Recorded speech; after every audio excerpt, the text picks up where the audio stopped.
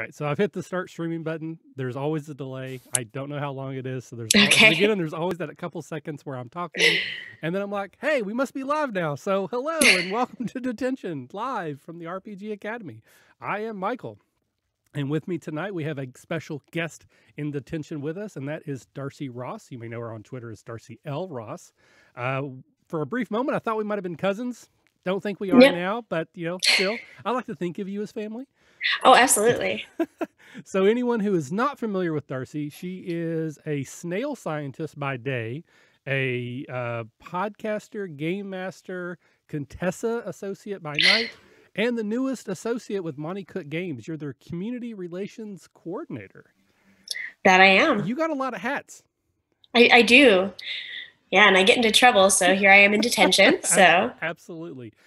So anyone who is new, this is Detention. This is the live weekly talk show here at the RPG Academy, where we deal with some hooligans and ne'er-do-wells, people who got in trouble while they were in the academy, and we have to stay after class and try to take care of them.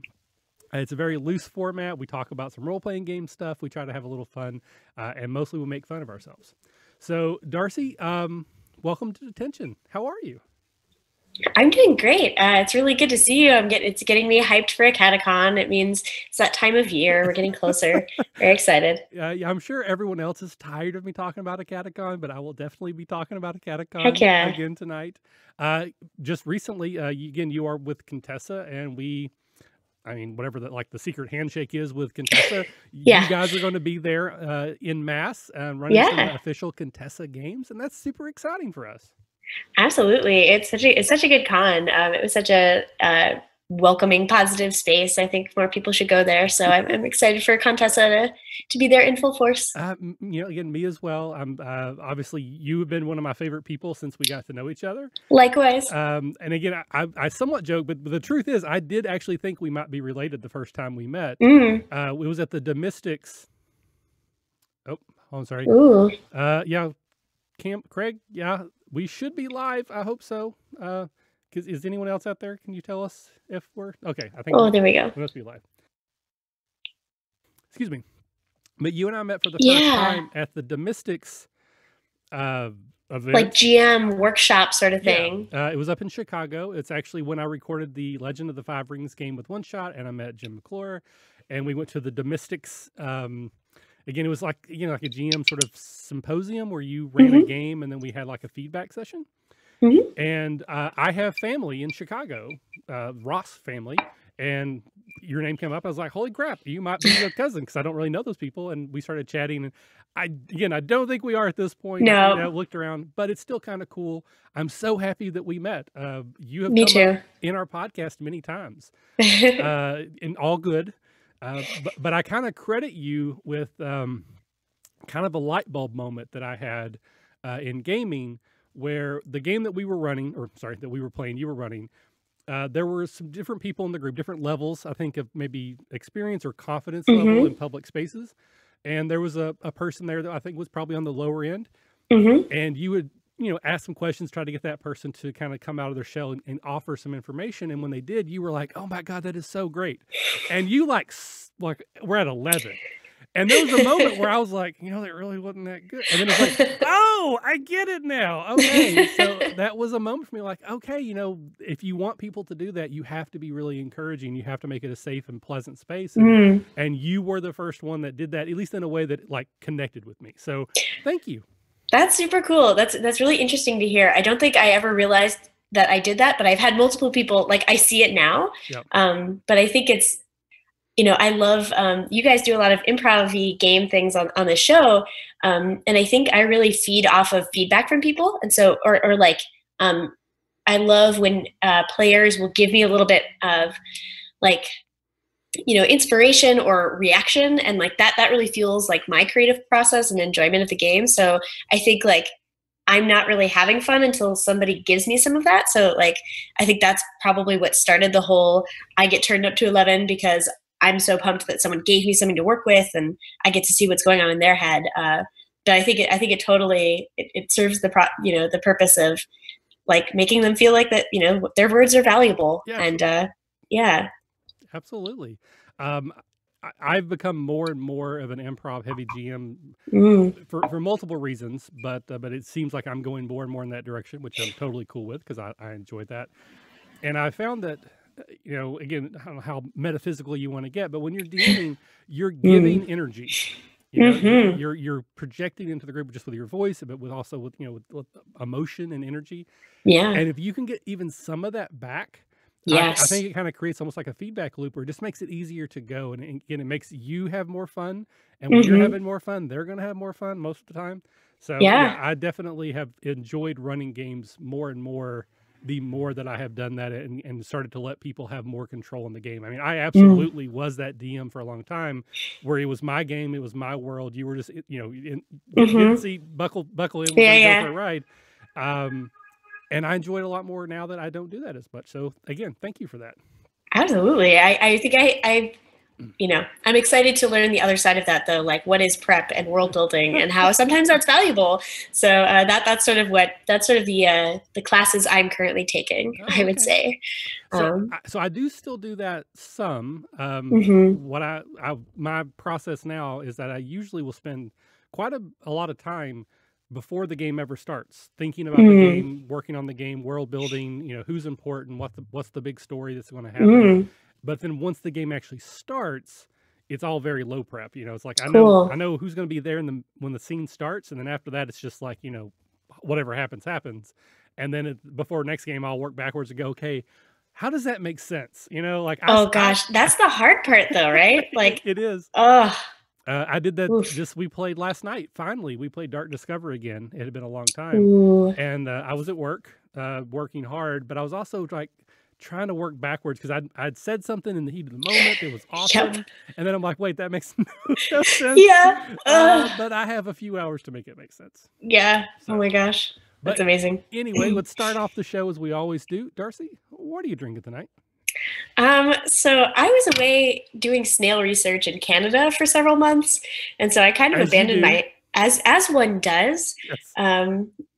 And so that was my summer vacation, and so I kind of cleared out of my house. So I don't really have like food or really anything that constitutes good material with which to live in my house.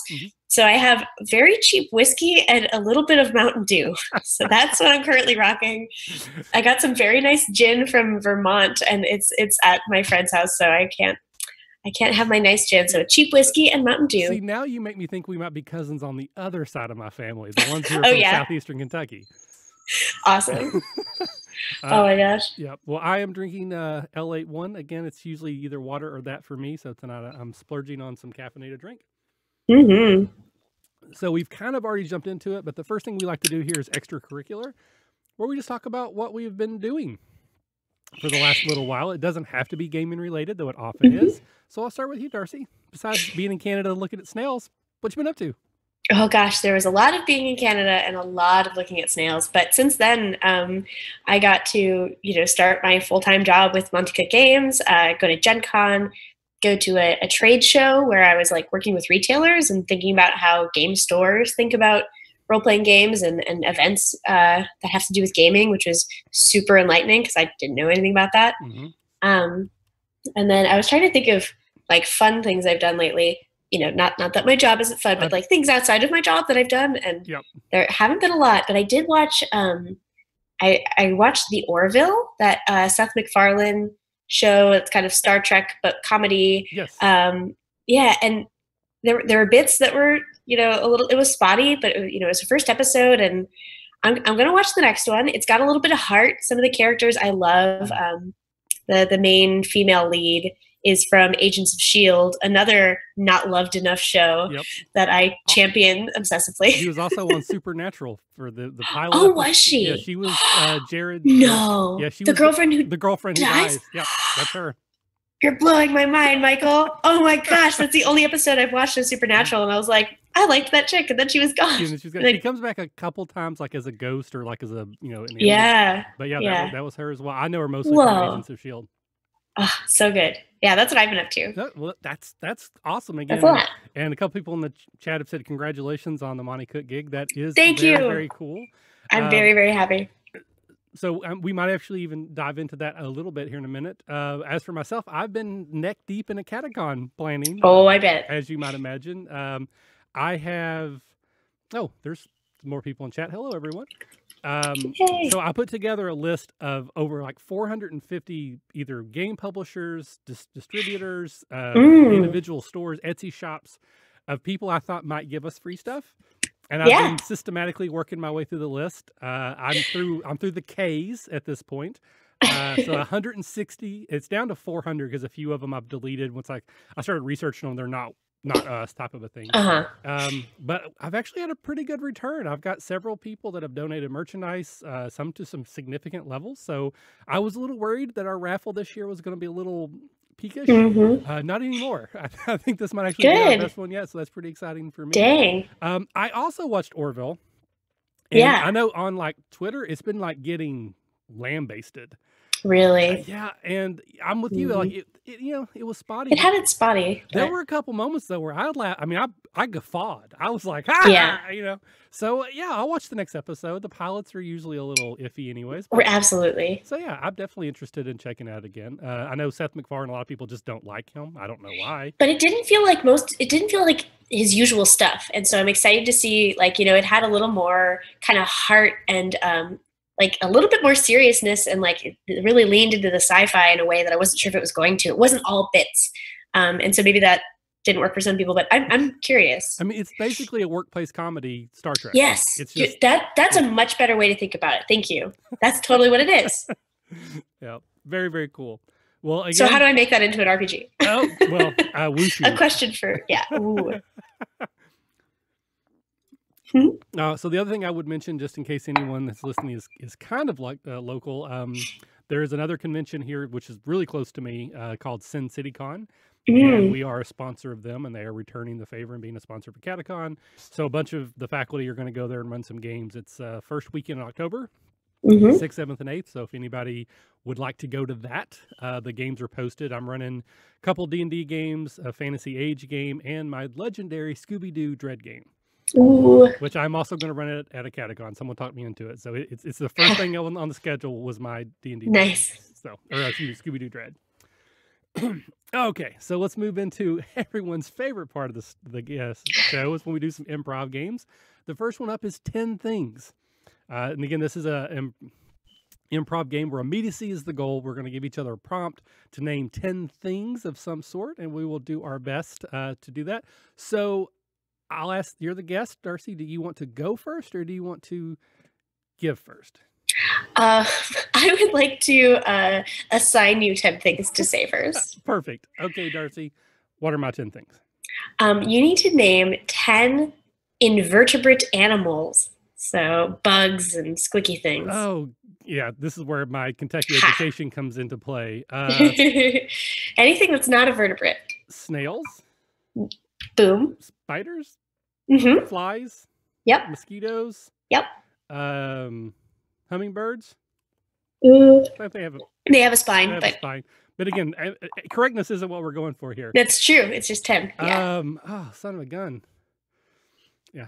Again, snakes. Pretty sure they actually have one. Ooh. Someone says not necessarily real. Oh, okay. There you go. That's good. Lumps. Gelatinous cubes. Yes. Vargils, because we talked about those last time. What else is in there? 2 more. I know, it's killing me. Black pudding. Beholders. Nice. Yay! Very good. Oh. The not necessarily real was clever. Yes, that's good. Thank you so much, Panda Death. That was so helpful. Yes, and of course now Craig comes in. Worms. Worms. All right, Darcy.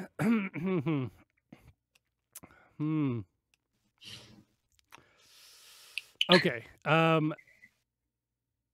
Give me 10 positions that you think we will explore on the Orville, as far as like jobs people do on the Orville.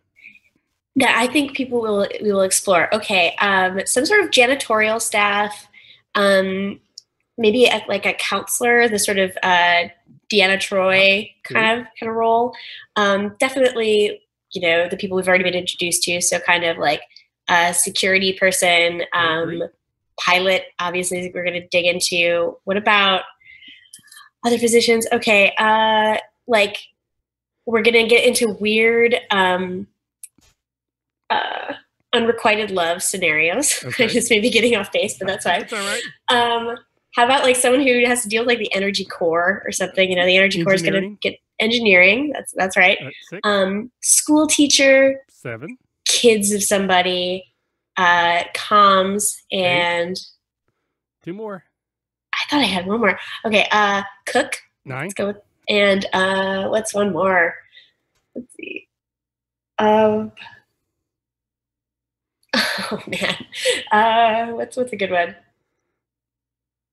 Like diplomatic visitor, right? Someone who like a companion. Exactly. All right, 10. Yay! There we go. Those are 10 things. All right. 10 slow things. Yeah. Again, at least yours were accurate. Maybe. So now we'll move. Stellar photographer. Kind of. Oh, there you go. I was actually thinking like xenobiologist. I thought. I kind of think. How did I not think of that? Because you're under pressure. Darn it. Yeah. So the meat of the show is what we call used books, and this is where we take a look back at a campaign that we have played in, maybe one that has failed spectacularly, doesn't have to, and kind of like lessons learned, like what did it happen in the game that we thought was great, we want to do again, or maybe something happened that we want to avoid. So you're the guest, and I have done a terrible job of telling you what the show is going to be about, but do you have a campaign that you can talk about? Well, I think you kind of know this about me. I am usually a one-shot GM. So I don't have a lot of campaigns to draw from. I basically have one that I co-ran, and then I have one campaign that's been pretty recent that just has just a few sessions of me on my own. But the one that I ran with somebody, that was a full campaign. So I feel like I can talk about that. I learned a ton as my first campaign. Perfect. All right. So kind of like, what was the game about? Any positive things that you took away as lessons learned that you want to do again, and maybe something that didn't go well that you want to avoid. Ooh, yeah. Okay. So the general shtick was, it was a Numenera campaign. I had a co-GM that was running it with me, and it was a couple of our close friends. And so the shtick was, Numenera is a setting of Earth 1 billion years in the future. There's all these remnants of technology, of these really advanced civilizations that are so inscrutable as to seem like magic, right? So there's all sorts of weird tech magic going on. And there's an institution in it that gets like this tiny little paragraph, little page in the book, and it's called the University of Doors. And we were just totally captivated by it. The idea is that, they're scholars who study doorways, and it's almost like Planescapey, right? It's like, metaphysical doorways to places. What is a door? Is an archway a door? Portals between things. But we really played up like this hokey, kind of campy University of Doors situation. So they were, basically looped into advancing in the University of Doors is kind of the shtick. So I guess something that went really well is like people got super into their characters. I think the system and, our approach to the setting really let them, establish lots of facts about the world. So they felt pretty tied to it. They were generating a lot of content that then, as Michael alluded to earlier, we were like, yeah, that sounds like a good thing. And then afterwards we're like, how does anything fit together? What have we done? And gosh, so I thought that the way that their characters grew and developed, and that was really satisfying to see. Their relationships amongst each other were challenging at times, really cool. And I think one thing that didn't work very well, or that I really didn't anticipate, was like players who want very different things out of a given scene or out of a given play session, right? So there was a couple players who had no interest in combat, and like their characters also basically had no interest in combat. And so sometimes like really stressful things would happen, and they kind of, yeah. And so they kind of had to, sometimes you're in a dangerous world, sometimes fighting happens. And so, but they wouldn't engage with it. And so I was figuring out how to like split the party. And I think one big mistake I made was like giving the non-combat person equal time to a combat round. Like I should have had several rounds of combat, which, it takes more time at the table, but it happens like that, right?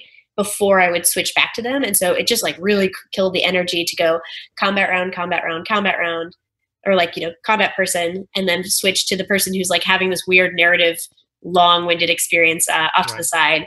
I still think, like I'm glad that he was doing what he wanted to do. I just would have handled it differently, and I think it would have not killed the energy so much. I think it totally is a solvable problem, but I really screwed it up. All right. Well, and I think that's a great topic that I want to try to explore a little bit.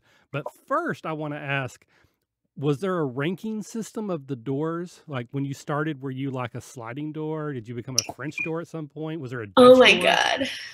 I wish I had workshopped this with you, because we made a lot of dumb jokes and we did not get to that one, and that would have been really good. We did make them do remedial Dorse work. Okay, great. It was, so we had a lot of like puns and like, it was a lot of like being made to feel small by this convoluted system of scholars and haughty people. So it was very good. I guess their parties were like off the hook, right? I mean, just everybody in a room talking about doors. I mean, just crazy, right? Oh yeah, lots of weird drugs, doorways in the mind, man. It was good. It was good. That's very cool. I like that. So let's talk a little bit about the idea of, because we talk a lot on our show about session zeros. Everyone take a drink. Because every time we say that, we have to take a drink.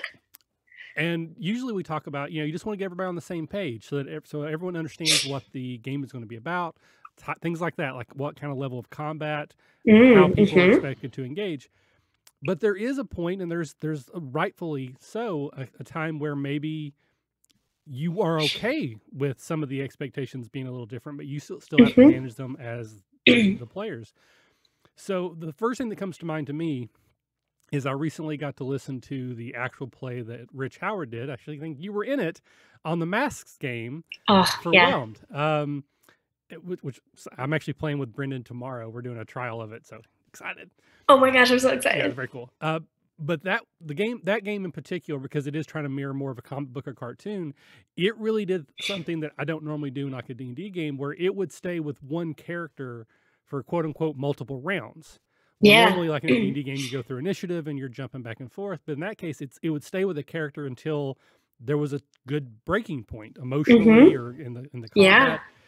And I don't know that works perfectly in a D&D, especially if everyone's like in the same room. But if you're in different places in, like in a dungeon or whatever, I think that's a better way to handle it. Is not go back and forth, but to stay with one group for a while and then the other. So with that in mind, do you think that would have been a better way to handle that? Ooh, compared to artificially, I think that would have. I think I was trying to stick to the rules. Sure. And I was trying to interpret this, the character was kind of investigating and contemplating and doing weird stuff that I couldn't quite break down into sort of actions into the round. And so I was just artificially cutting him off whenever I was like, oh, it's been too long. I guess we should go back to combat. And it was super awkward. So I think you're right. I think letting the narrative and letting the natural sort of story flow, we talked about not getting metaphysical about it, but I think to some extent, like reading the energy of the room and sort of how engaged people are, there is this like living thing in the middle of us. That's the story we're telling together. Right. And I think acknowledging that of when it's working and when it feels like it's dragging and like reacting to it, I think that would have much been the better way to go. And I think, I was an inexperienced GM still in terms of combat too, generally. So I think that's probably one of the most difficult things any GM can deal with, when you have the party separated in a way that it's hard to keep everyone engaged. And there are some, techniques and things that you can do, but I still think it's difficult. One of the other things that came to mind is Savage Worlds. Have you ever played that? I have, yeah, but it's been a while. Yeah, for me, what mechanic are you I'm thinking? probably going to misquote it, but I know they have the idea of a scene where, like, someone's trying to disarm a bomb or someone's trying to close the portal. Ooh, and yeah. That's their job. So every round they do a thing that helps get that closer to success or failure. And there's so many rounds that you have to either keep them safe or keep the people at bay. Yeah. And then if they fail, then bad things happen. Cool. So that could be another, even again, doesn't have to be in Savage Worlds, but the same thing that, okay, you're closing the portal. So that'll be like a skill challenge that you're the only one participating in. And the other thing I thought of was maybe give them like actually a physical object, like a Rubik's Cube. Like you're working this in real time. We're going to have combat. You need to be done before we are, type of a thing. That's such a good idea. That's something I've always wanted to, that's something I realized about combats with the kind of people I run with, is that like combat doesn't have to just be combat. You can weave in these puzzly elements or a social like complication that will engage those people who are otherwise not as excited to deal with like the mechanics of combat generally. Sure. I'm not sure. I think I run with a slightly skewed crowd where they have really little interest in combat. Although my second campaign has a bunch of players that love getting into their abilities and getting into the grittiness of combat, so that will be a challenge. But, I'm right there with them. I think combat's the least interesting part of the game. Yep. Oh, gosh. So, you know, which is still where everybody gives me crap because I play D&D. I like D&D, but I play D&D unlike D&D is probably meant to be played. Oh, that's so cool. But it's still fun. I still enjoy it. And like you said, you know, combat can be complex, and I think that can pull people in who wouldn't otherwise care. It doesn't, you know, you can build things, you know, hooks into it. I'm not good at it, but I recognize that people like you can do that. Well, so I want to do that. I'm what they call an idea man. Like I can come up with a good idea. I don't always execute those ideas very well. Excellent. So can you think of any other techniques or things that you might do differently in that type of situation? Excuse me. Ooh, good question. I mean, and let me interrupt you, and we'll throw it out to chat if there's anyone in chat. Yeah, I would love to hear. Throw it out there. Absolutely. I go back and I feel like it's, you know, it doesn't actually haunt me at night, but a little bit I wonder, should I even have let that person get away from the party so quickly? Because they were in like another part of the facility. They just like walked away from the combat. And like, could I have drawn them in?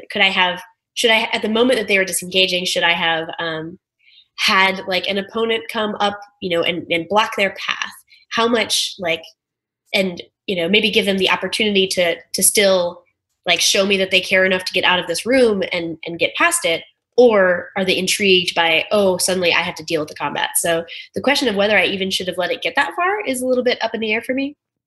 So, I mean, and that's a particular type of player, and I agree that probably on the spectrum, they're a minority. Yes. But again, if you have a table of 5 or 6 players, you could certainly have that type of person in your group. And again, our standard answer is, I won't say it so we don't have to take a drink, but the thing you do before the game starts and just tell everybody, you know, we're going to have combats every session or every other session or whatever. Yeah. Just that's what you need to expect, and you need to make sure that you're okay with that. Yeah. I'm trying to think of some other ways though that we could keep those people engaged in a way. And again, I don't know that particular person. Right. Was it just they didn't like combat, like they didn't like rolling the D20s or doing damage, or is it just? Yeah, they're just fundamentally kind of uninterested in like violence of that nature in games. Sort of the back and forth, like combat proper, like is just a concept that's not super interesting to them. They would rather be getting some sort of unearthing some mystery or story. I wonder. So you talk about session zeros a lot. One thing. Everybody drink. Everybody drink. Yeah, exactly.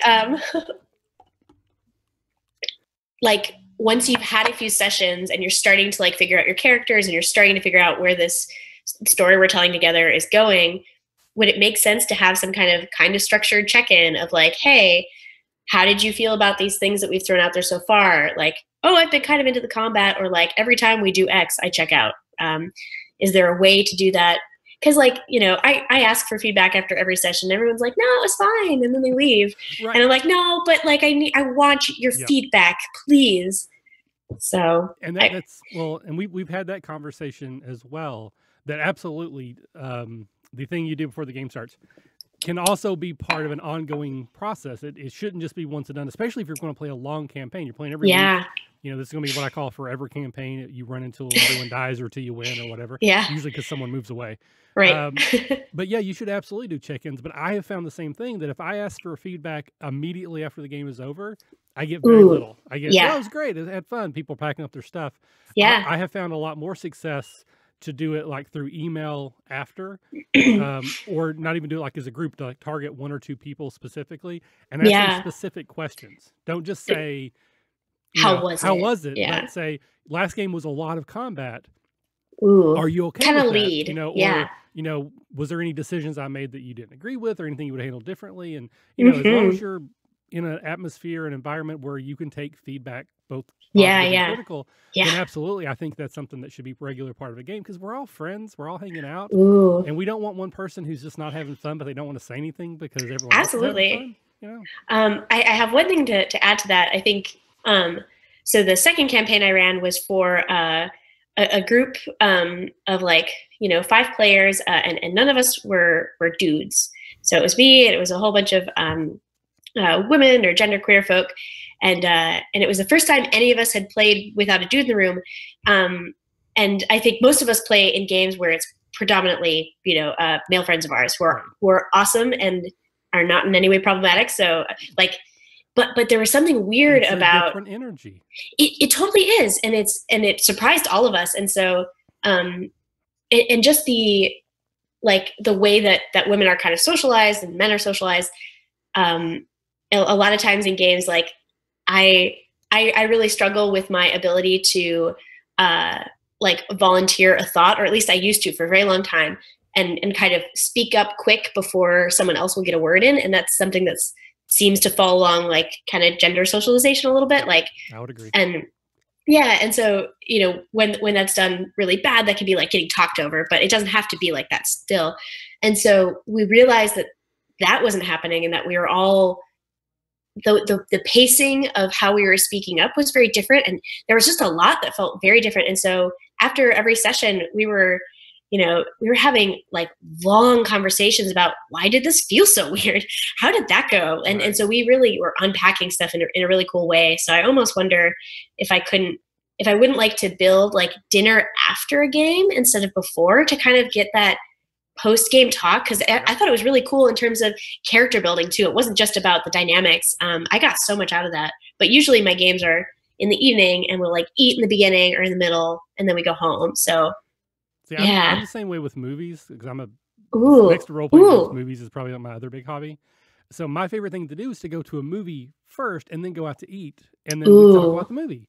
That's a brilliant idea. Normally you eat, go to the movie, and then you just go home. Whether it's with your significant other or friends, you don't really talk about it. Maybe a couple, like, what'd you think? But you don't get to like break it down. And so same thing. I think that makes a lot more sense if you can game early and then have that whole discussion. I think would be very valuable. But I wanted to touch on, excuse me again. Yes. Because I absolutely agree that in the just social norms, men are more likely to talk over, be more aggressive, dominate conversations if they're allowed to. But I have found that, like in convention games I've played recently, I've seen some very bad examples, unfortunately, of GMs who weren't able to manage that. And in some cases, it wasn't men and women. It was just like an alpha man, for lack of a better term, versus other people. And there were times, and I'm not trying to make myself the hero, but I would literally say to the GM, you need to talk to them. Or, or I would say in character, I'm sorry, what did you say? And try to give them an opportunity. Best way to do it. Because they just were not getting the word in edgewise. And I think that's a skill. We talk all about being a good GM, and there's a lot to it. But I think reading the table, it's hard to teach. I don't know that you can teach it, but I think it's a valuable skill. And when you can see that, hey, Sarah's not engaged, why not? Does she not care about combat? And, Steve has been dominating the conversation, or Sarah's been dominating the conversation. So one of my techniques is I sometimes will just stop the game and go around the table and just like, what are you thinking? What are you doing? What do you want to do? And just give everybody equal time. And that way I'm not calling anybody out. I'm not, it's just everybody gets equal time. So anyone listening, if you've had had any issues with that, if you're the player, I don't know how well you do that. As a GM, it's easy to control the table. So I guess I'll ask you, since you might have been in that case, is there anything as a player that you would want to do to maybe offset that if you feel like you're being talked over, much like I'm doing now in the show? No, you're not at all. You said a whole bunch of really interesting things in there. And to kind of turn it on its head, because, I think, like we said, there's sort of like gender lines that are happening too. But I was at at Gen Con, I was on a panel that was, like the title was something about like, women game masters, right? It was kind of the 3 panelists. And we had this like really cool, big, diverse room full of, people with all sorts of questions, a lot that came down to like, how do you handle dynamics at a table? I think that's one of the biggest things. And something that really surprised me, but I actually found I resonated with, was like a couple of women were like, I GM for my home group, but like, I find myself skipping over my boyfriend a lot unintentionally, because I'm trying to overcompensate for not giving him favoritism. And so I think like you can go the opposite way where, and I find myself doing that for close friends too. Cause like, oh, we have a good relationship. So I know they'll speak up when they want to, but maybe that's not the case. And so I almost wonder if sometimes like you can think you're doing a pretty good job at spreading that spotlight around, but because of people you really trust and care for, you almost overcompensate, like not focusing on them. And so I was someone was asking for advice on how to deal with that. And I almost, like you said, one solution is to be really kind of rigorous about pointing at a person and saying, hey, like, I'm really interested in what your character would think about this situation, and like giving them that space and sort of making sure you kind of work your way around the table. I almost, Jim McClure talks a lot about the number kinds of fun, the 7 kinds of fun. And he says, and I've never been able to pry the system out of him, but he says when he's running a one shot or something, he'll have a little sheet of paper and he's checking, he has everyone's name and he has the 7 kinds of fun, and he's checking boxes as he sees how they're engaging with things. And I almost wonder if a little grid like that may also not help you, I don't know what you would want the metric to be, but I can imagine it helps you make sure you're focusing on how each of those people are engaging. So one of the things I've said before, there's a billion podcasts, there's room for a billion more. But even if you're not going to podcast, record your sessions, whether it's your iPhone, just something on the table. Heck yeah. Out of everything I have done to make myself a better GM, playing other games, playing with other game masters, playing at conventions, I really believe listening to myself as I edit is the number one thing that's made me a better GM. Because I started listening to, that was awful. No one's listening. Why did I have to repeat that 5 times? Yeah. Or, oh, wow, I could tell everyone talked in character for like 20 minutes and I didn't say a thing. Yeah. That's great. So yeah. Oh, and that's so smart. You can't do it at the table at the time, but yeah, you can, just listen to it on your way to work the next day, whatever. And then just listen to, that whole game, Sarah never said a word. Yeah. That's something you're going to catch when you're listening back to it. That's a great point. The games that I ran with a table without any dudes in it, we recorded it, and we're not going to release it or anything, but we kind of recorded it because we knew we were playing intermittently. And yeah, I think I would like to do more of that. And, you kind of have to have, I always wonder how like a big microphone kind of changes people's performance style too. Yes. So, but like you said, it could be an iPhone plopped on the table. It's unobtrusive. That might be the way to go. That's really smart. All right. So Ian said that my audio is a little low compared to yours. So let me see if I can adjust that right fast. Go for it. Hello. Actually, can you talk for a second? Yes, I am talking. This is roughly my length. Okay. Yeah. I upped my volume a little bit. We did a pre-show test and I actually was a little loud, so I lowered myself. I probably overcompensated. Mm-hmm. Probably just overcompensated again, and now it's probably too loud, but let us know. Yeah. So, but yeah, absolutely. I think listening to yourself, GM, is a fantastic way to get better. And I hate to be that guy. Oh yeah. It's 8 types of fun. I don't want Jim to be mad at you or anything. Thank you. I appreciate that. No one tell Jim. Keep the secret to your grace. Yes. So, and actually, again, I'll tease this again. Jim and I are working on a secret project. You may have heard some of that on the Twitters.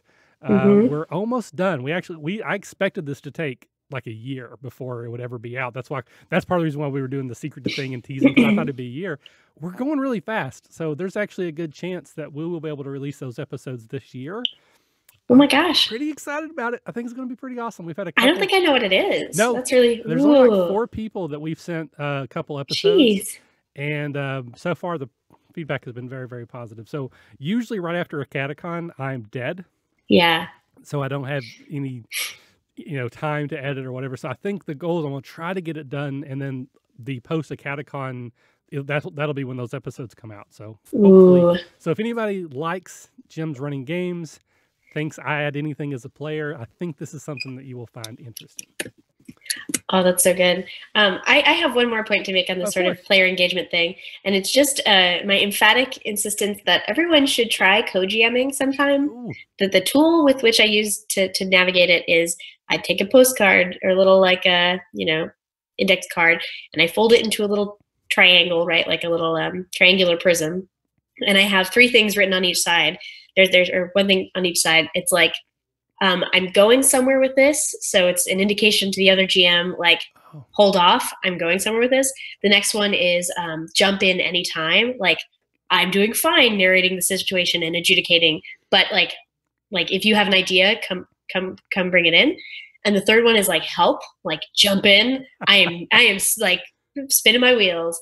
And what I found was like that tool is really good, but also the GM who's not kind of on at the moment can be reading faces and watching for engagement. And so I think I learned a lot more how to read, like, certainly my players, but I think tables generally, and how people, you get that moment to take a breath and to look around the room and kind of read body language. And it was super helpful. So if you don't mind, I want to touch on that a little bit, because I have never actually co-GM'd. I've done rotating GMs before. Yeah. And this has actually come up. I actually think we had someone at one point ask a question for the show and I didn't know how to answer it.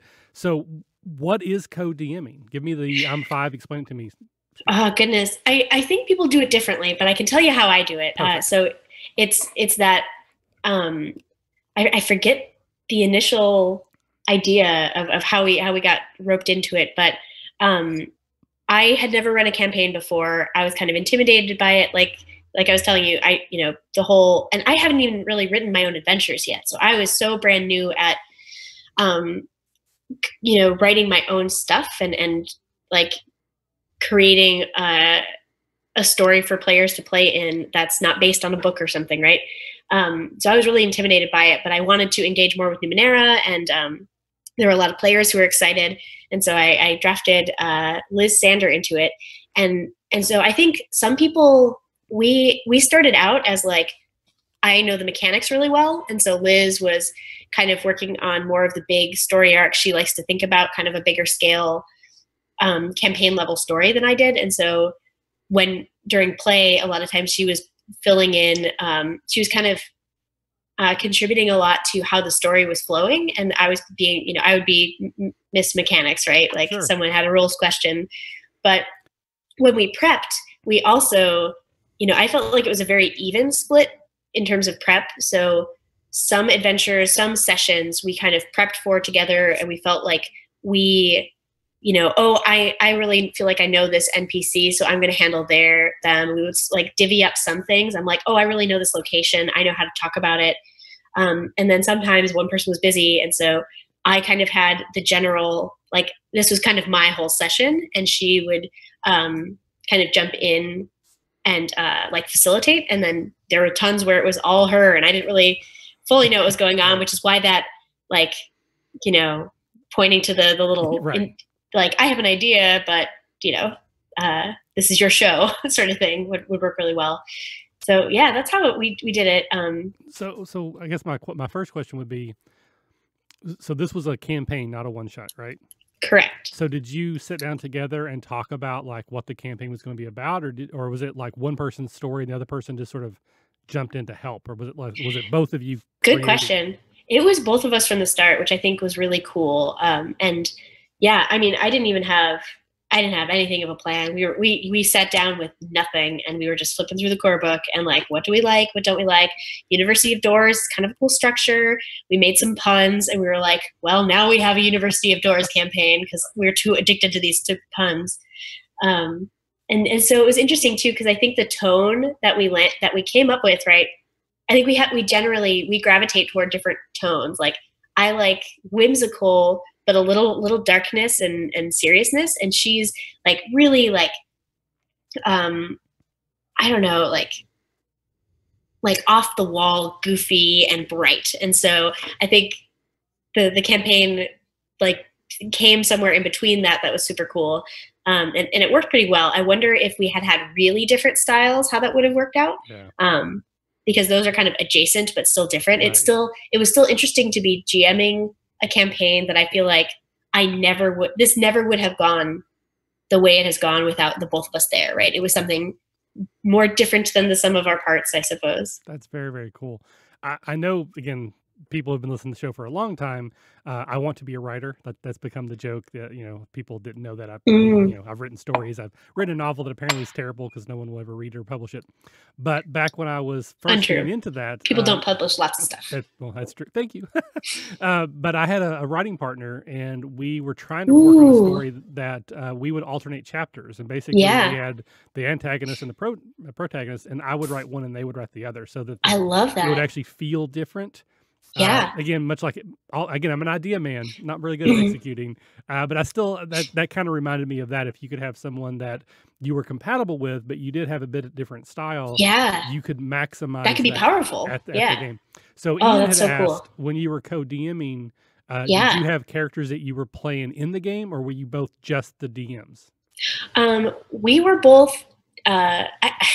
We were both just the DM, so we didn't have like a DM PC sort of thing that was accompanying the players. But I think over time, we kind of took ownership of certain NPCs, partly because we're not very talented with voices. And so if one person had a voice, we were like, guess this is your character now, because I could never do that voice, and it would be sad not to have it. And / also, different NPCs have different ties to bits of the story, right?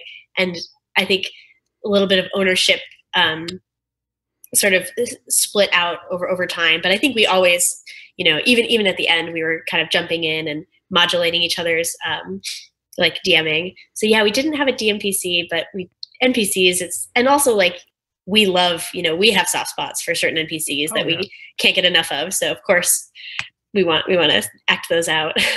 So I'll give a bit of a horror story of my rotating GM duties. I ran a game. Well, I was part of a rotating GM up in Cleveland. I know I've talked about this at some point on the show. It's probably the most successful campaign I've ever been a part of. It lasted for several years, and it was actually kind of coherent. Wow. But there were a couple things that didn't go too well. Excuse me.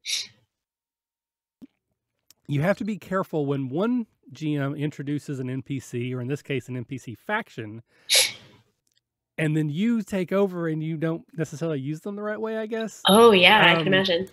So the GM that was in the game before me, because we would basically rotate, like we'd run basically a scenario. It could last, 1 or 2 sessions, that type of thing, and then we would rotate. He introduced this, it was like a female assassin group, and they had these ridiculously powerful poisons. I'm pretty sure that there were no rules. I think it was just sort of you got hit, you fall asleep type of thing. It's like a knockout poison. Yeah. And he introduced one of them that just about took out our toughest character, or barbarian character. Wow. I then turned that into an entire traveling circus, an entire female circus that everyone was part of the guild, but that was how they traveled. Yeah, yeah. And so there were a bunch of these women that attacked the party. They were killed. And so, of course, the party scavenged all their arrows. So suddenly we had 60 of these super powerful knockout poison arrows that were never supposed to be in the hands of the PCs, Oh gosh. Yeah, it was pretty much almost the end of the campaign when I did that. They could just knock everything out, no matter what we were fighting. They would shoot it, then we'd look at that DM and go, okay, is that thing asleep now? Do we need to roll? No, they're asleep. Okay. Because it was off the charts knockout poison. Oh my gosh. Nice. So anyway, yes. Yeah, we're having some chat there. I think I got a little bit off track. Co-DMing. So again, at least now if someone asks, I can say, well, go talk to Darcy. I think that is very, very cool. Again, I have a question for you about your long-running rotating cast game. So, my campaign ran for several months, but because of scheduling, it wasn't that many sessions.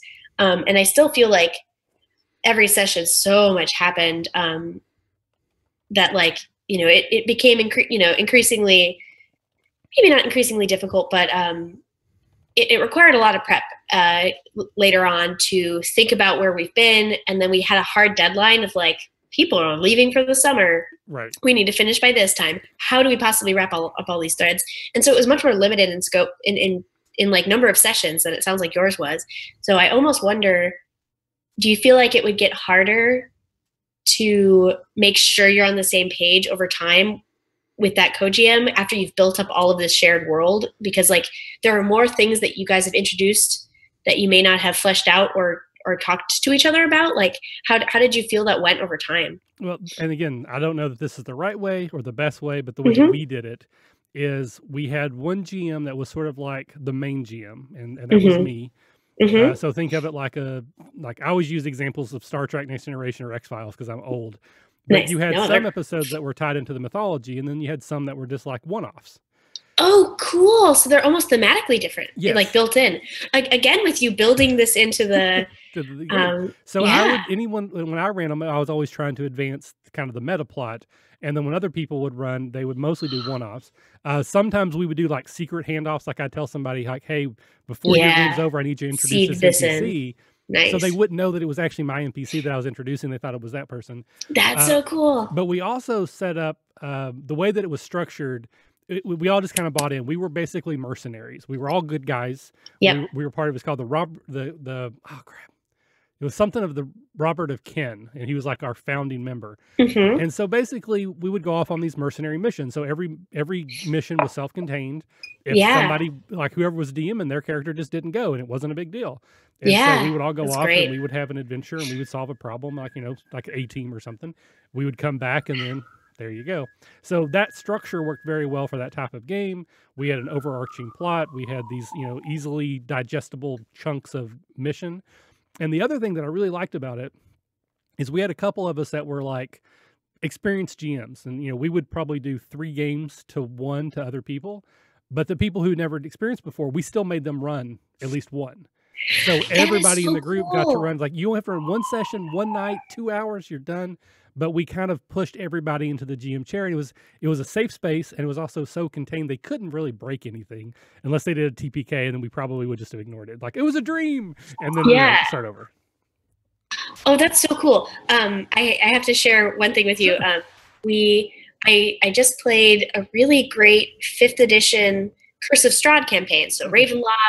I got to play a moody half-orc warlock who was like trying to break his pact and get a better one, and had feeling trade up. Beautiful. Yeah, exactly. Oh, it was so cool for lots and lots of reasons. But one of my favorite things to come out of that was, I think it's built into the adventure. I haven't read it yet, but there's a dream sequence sort of like sent to you from Strahd, or like all the evil that's in Barovia. There's all sorts of evil things that could have been sending you these nightmares. And so there's a point where we're going to get a little nightmare scene. And our awesome DM, Peter Smits, came up with the idea to let us run nightmare sequences for each other, and sort of, kind of, and really take the reins however we wanted. And so it was, kind of about an hour each. And we had these conversations with each other about, it was almost like Secret Santa, the like nightmare dream edition, right? And so we talked about what sorts of things that character was really struggling with, and we kind of, it was cool to find out what they wanted to see on screen, / what each person, like what question marks they had about the character. So like, my character's background was that I was a hermit, and I was kind of we knew we were outcasts from my community, and just from the little PC generation tables that I rolled, like one of my flaws or bonds, or what of those things you generate is I'm so bad. It was that like I fell in love with someone that I couldn't have, and so like I fell in love with someone forbidden, and so I was like, who is that person? Like, it's never come up in game yet, and so I want my nightmare to like tell me that. Like, I want an answer to that. And we all had these different questions that we kind of wanted answered or dealt with in some way, and it was super cool.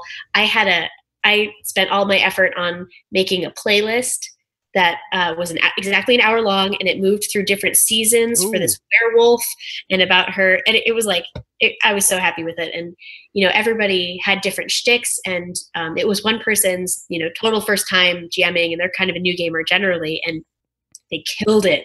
It was haunting and terrifying. And I'm like, I am terrified for you to be behind the DM screen. Please, like, good God. You're right. So I really like the idea of rotating GMs as kind of we all trust each other. Like, here's an opportunity to, and especially if you can build it into the narrative where they don't feel like they're going to screw up something that you've built. Right. It's really brilliant. All right. Well, very, very cool. Thank you so much for sharing your campaign, though we got way off track. It still was a great conversation. I think it was, I'm just like soaking all this in. I think it's amazing. Hopefully the people in chat and people listening in the future will agree. But we're not done yet. We still have to do the part that everyone comes for. Where have our fingers been? Oh, God. So for anyone, again, who might be new. I thought I had stalled. No, we still got to do that. It really is what people come for. So it's another improv game called Where Have My Fingers Been? And we will give each other a prompt, and it's a little scene that we have to create with little people. And we try to have a beginning, middle, and end. Doesn't always work out that way, but we'll see. So again, Darcy, you're the guest. Would you like to go first or give first? I guess I would like to see how you do it first. So I will give you poorly. Yes.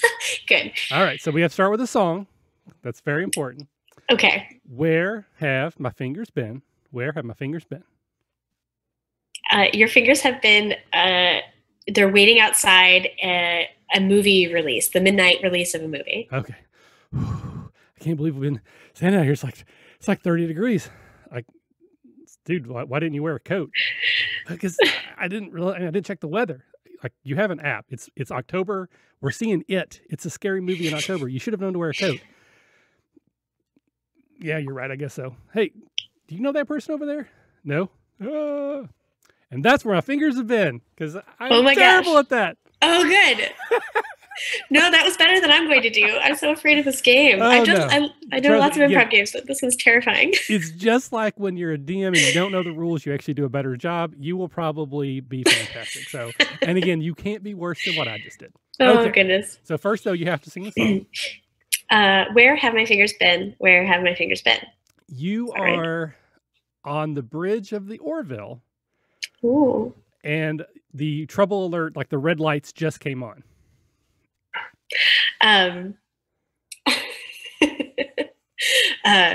Turn the ship to port. Why, sir, but we'd be directly blindsided by the bad guys' lasers. I have a plan.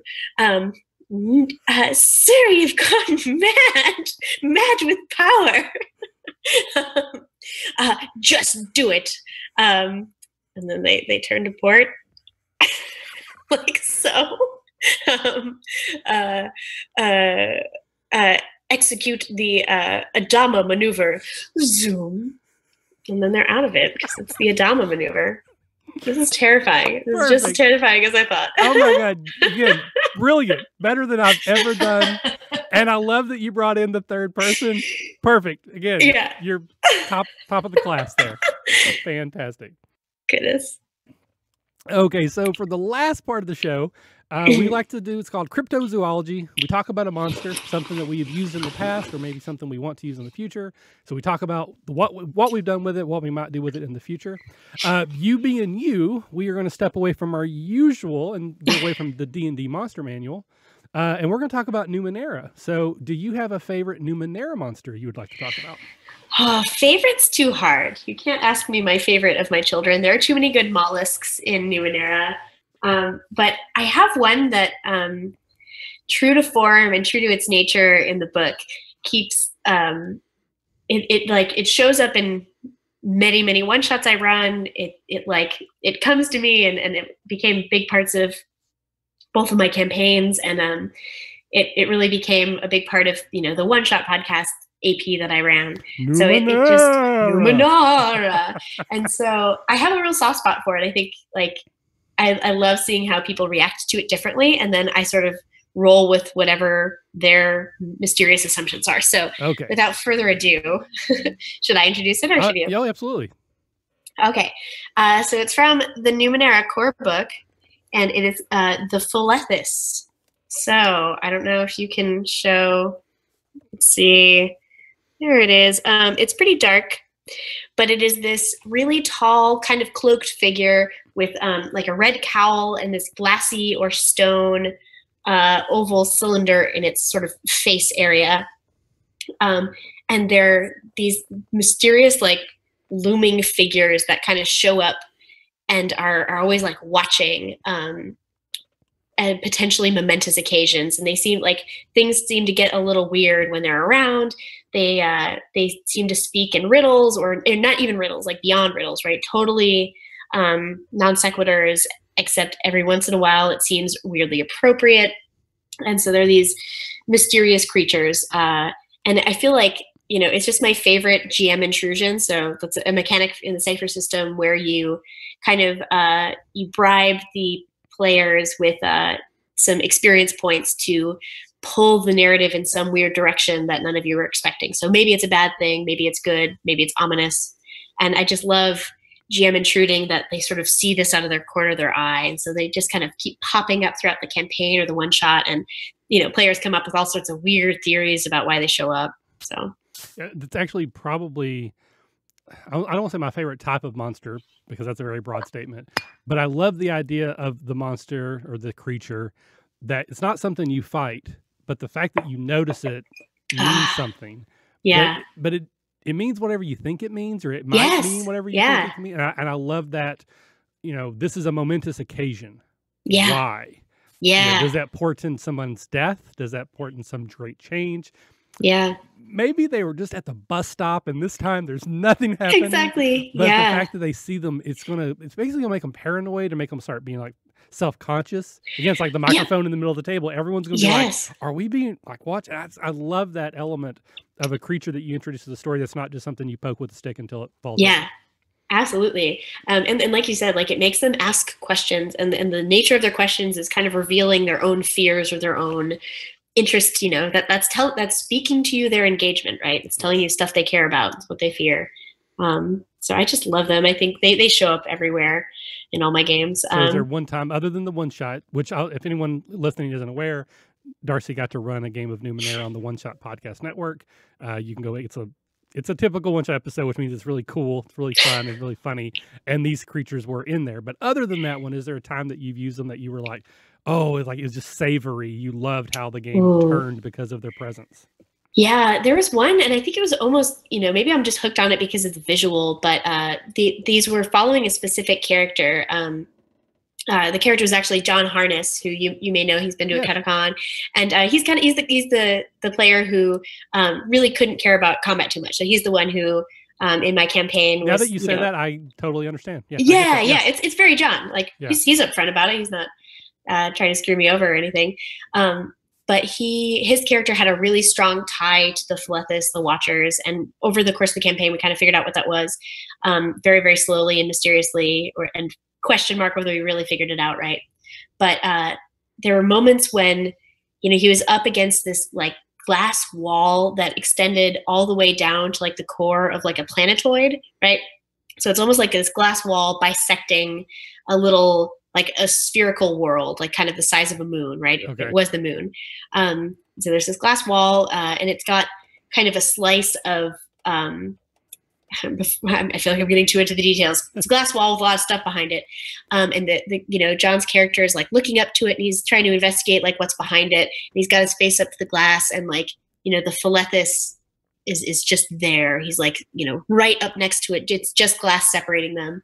And I think it was cool to play with how they had shown up in the background before, and to suddenly have it right here was like a real escalation in whatever the heck was going on with these things. So, sorry. That's okay. You caught it pretty quick. So it was an escalation in like in the experience of these things. Now that's very cool, and I think that's one of those things that, like, I could use them in my game, and they would feel very different than you use them in your game.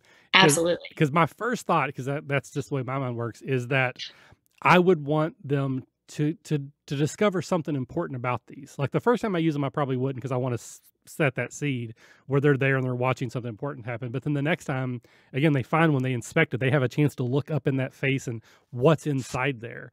You know, and get a nugget of something. Is it a little green alien, like taking notes? Is it another universe? Like you look through and you see stars being born and galaxies. Like it could be whatever, and it can be anything. It doesn't have to be the same thing that would happen in your game if they look in, which I think is awesome. I love that. Absolutely. I would wonder, depending on the player, I think it could be fun to leave that up to the player too, right? Like that can be a lot. Some players are like, yes, I have an idea about what this is. And some players are like, oh, I wanted you to tell me. Like some have the fun of like getting told. So you'd have to read that, but I think that could be really powerful. That's really good. Excuse me. And that's actually, again, just to very quickly circle back to that, one of the elements about being in a game where you know the whole story and everything's planned out and people are just exploring versus an improv type game is that something that some people enjoy. Like I enjoy being in a game where I get to make up stuff. Love that. But I know there are players who want to believe, rightfully or not, that I already know what's behind every door. Like if they open a door and I tell them what's on the other side, that was already decided. Right. And they don't want to be the sort of open the door. What do you see in there? I don't know. You tell me. So that's again, that's another thing for the thing that you do before the game starts. It has a 0 in that we will not speak of. Exactly. So that people, you know what their level of that is. Like, do they want to be part of the game or do they want to experience? Because both ways are valid, but they are a different experience. Absolutely. One thing, I promise I'll get back on track, but Invisible Sun is a game that's coming out by Monte Cook Games that's very different from the Cypher system. It's surreal fantasy. It's got a lot of mystery, and it's all about secrets and revelations and things like that. And so in addition to being very different in tone from anything else I've done, like I'm curious, I think before I can run it effectively, I will really have to sit and think about how to run a good mystery. And even if I can still work in some players giving me stuff, but I feel like a mystery is a very different kind of game than anything else I run, and so I think that's one that I need to take a master class in. So if you have any suggestions for that, you should definitely hook me up. We do have a couple episodes that we've done on running mysteries. You might, again, I don't know that they're the right way or the best way, but they are a way. But I do agree that a mystery is probably the one type of story that I don't want to be able to create. At least I don't want to be able to create details about the mystery. Again, like I want to have free reign on the edges. Like I can create an NPC, I can create a place, but I don't want those things to like reveal the answer. I do know this is like way off subject, but I was reading a forum post probably 2 or 3 years ago about someone who had never played Fate before. And it was the first time they played Fate, and it was a murder mystery. And basically they got to the bad guy and the DM said, is this it? Is this the person? And the group got to decide whether or not the person they had found was actually the killer or not. Oh, fascinating. And this person, I assume it was he, I don't know, was like, I didn't want that. Like I was very upset about it. Yeah. And I could see that, if you don't know what you're getting into, that could be very disappointing. And if you've really hyped yourself up for like, man, I'm so excited about this revelation. Like, if I feel like if the game is about that, even I as a player almost want to discover it rather than decide it. Like I've become such a monster to GM for. God, I feel like GMing has ruined me. I don't know if you get that feeling, but like I have this like need to get a little bit of narrative input, even if it's like, what pattern is on this vase in this hall that means literally nothing. Like if you could just, feed that monster of like me being able to input just a little detail, I calm down and can be a human again, but I need it. But you're right. Even I like some of that discovery in a game that's more about a mystery. All right. Very, very cool. So we're basically to the end of the show, and that's where we throw it out to the audience to ask us any questions. There's usually a bit of a delay, so the questions can be about role-playing games. They don't have to be. They can be about anything. But while we're waiting for chat to catch up, Darcy, where can people find you on the internet?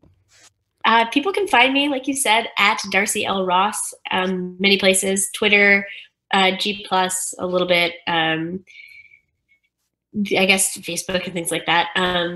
I guess I can be found blogging on occasion at Gnome Stew, a wonderful blog that we pay guest bloggers a small amount, but more than zero. And so if you're interested in blogging, a proud sponsor of the of the Catacon. Good. Yeah, they're great people, and they write brilliant GM thoughts. So I think that's a great place to go.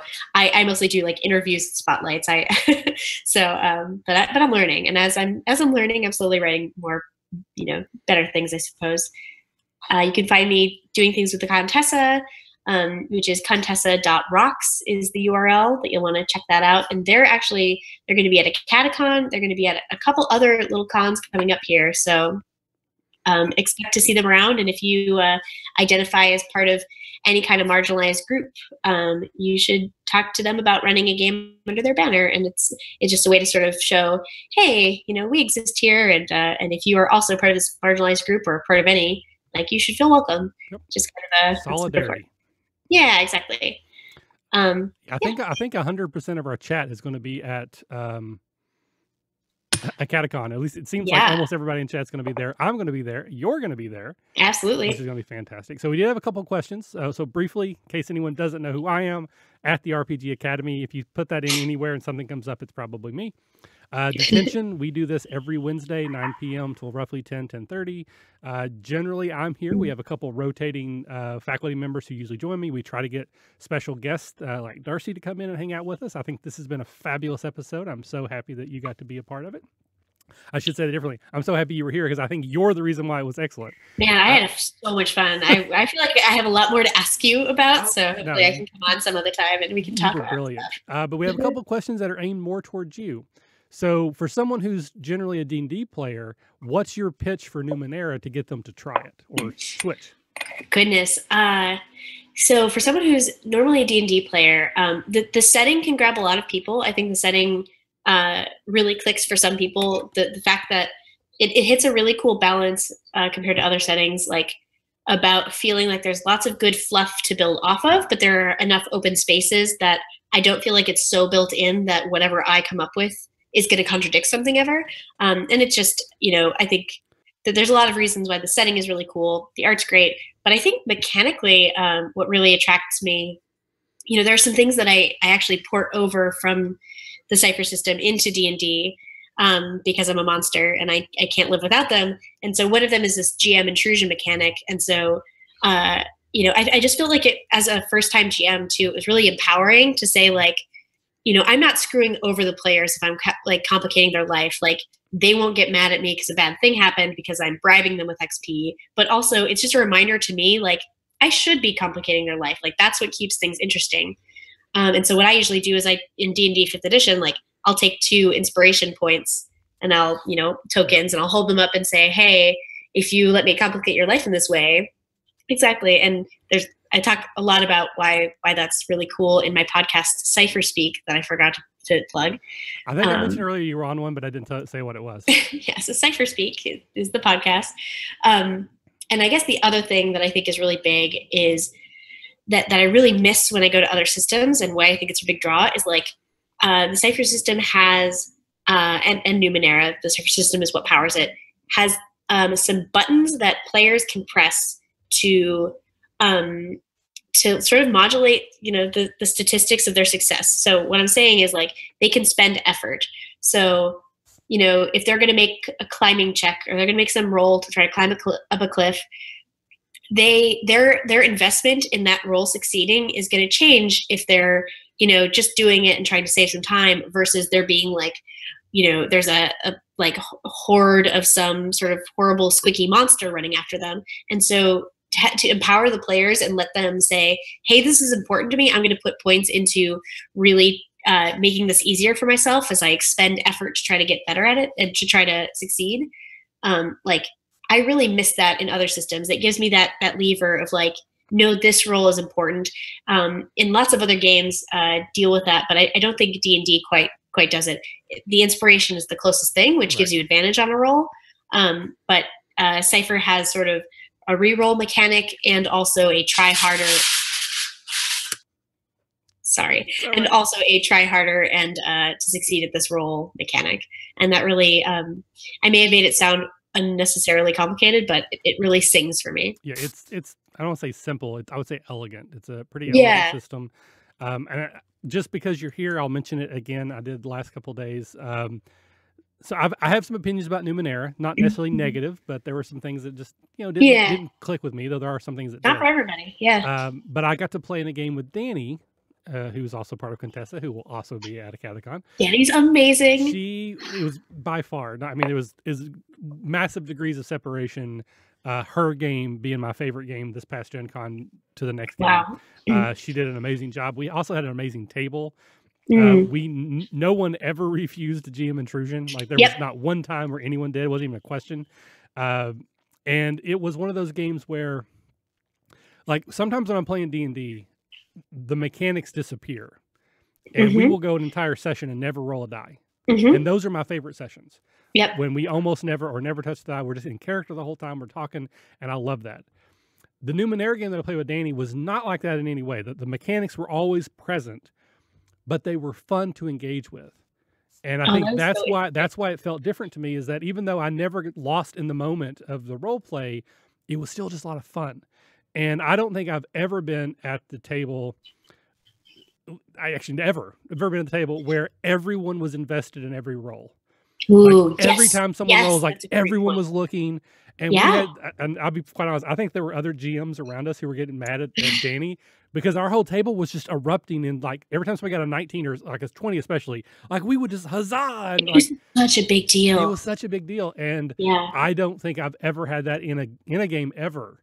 So I think that's why I love that game so much, is even though I didn't get lost in the role play, the mechanics were very enjoyable. They added to the experience in a way that I haven't experienced in a long time, or if ever.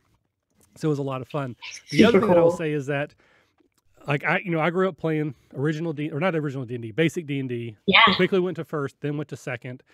And, if you played a lot of D&D in the old style, there's these Gygaxian dungeons where you would have like a sentient shark next to a troll king, next to a lava monster.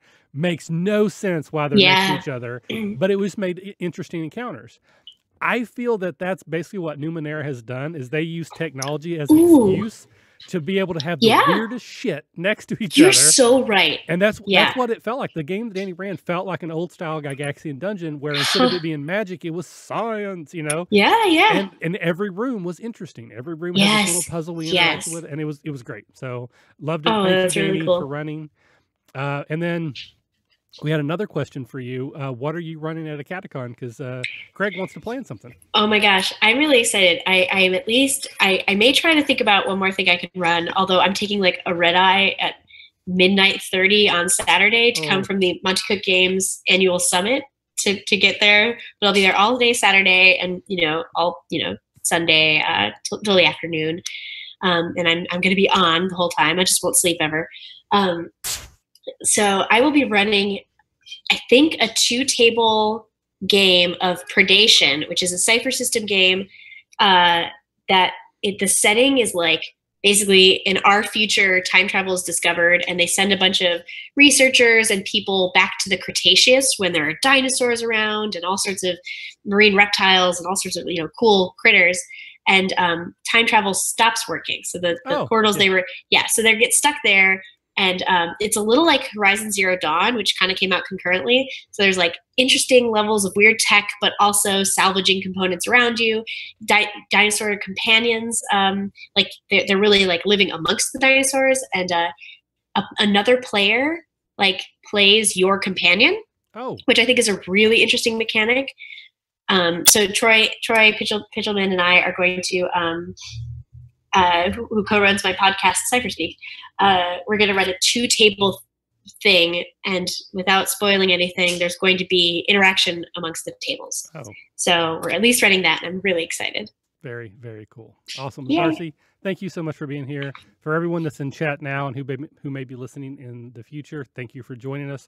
Again, I thought this was a fabulous conversation. I had so much fun. Thank you for being here. Thanks for chatting with us and asking questions. It always makes it more fun when we can interact with people. Yeah. Thank you, everybody. Until next time, this has been Michael. And Darcy. And we will see you then. And we got to do an awkward wave out until I get the thing moved and the button. So just keep waving. It's really weird. Yeah. Just keep waving. There it is. I'm almost there. Almost there.